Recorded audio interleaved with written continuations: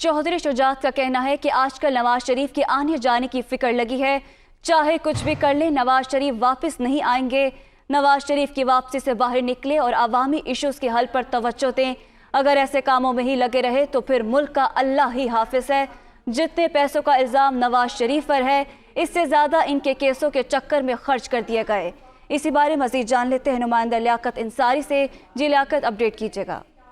आज बिल्कुल साबिक वज़ीर-ए-आज़म शुजात हुसैन ने नवाज शरीफ की वतन वापसी के मामले पर लापरवाही की और कहा है कि आजकल नवाज शरीफ के आने जाने की फिक्र लगी है। चाहे कुछ भी कर लें, उन्होंने पेशगोई की है कि नवाज शरीफ वापस नहीं आएंगे। इसकी वापसी से बाहर निकलना होगा और अवामी इश्यूज के हल पर तवज्जो देनी होगी। शुजात हुसैन ने कहा कि जो खुद वज़ीर-ए-आज़म के उम्मीदवार हैं वो नवाज शरीफ की वापसी का कहें तो ये इंतहाई मजे का खेज बात है। ये साल काम करने का है, लेकिन अगर ऐसे कामों में ही लगे रहे तो फिर मुल्क का अल्लाह हाफिज है। जितने पैसों का इल्जाम नवाज शरीफ पर है, उससे ज्यादा तो उनके केसेस के चक्कर में पैसे खर्च कर दिए गए हैं। तो शुजात हुसैन का कहना था कि आज का लीडर एक दूसरे की टांगे खींचने पर लगे हैं, जिसका अंतरीन वो अंजाम खुद देखेंगे। महंगाई का शोर तो हर तरफ है, लेकिन इसके खात्मे के लिए कोई तजवीज नहीं देता। तो शुजात हुसैन ने कहा कि कोई भी पार्टी या लीडर महंगाई के खात्मे के लिए पार्लियामेंट में मस्बत प्लान दे तो अपने अरकान को कहूंगा कि उनकी बात सुने।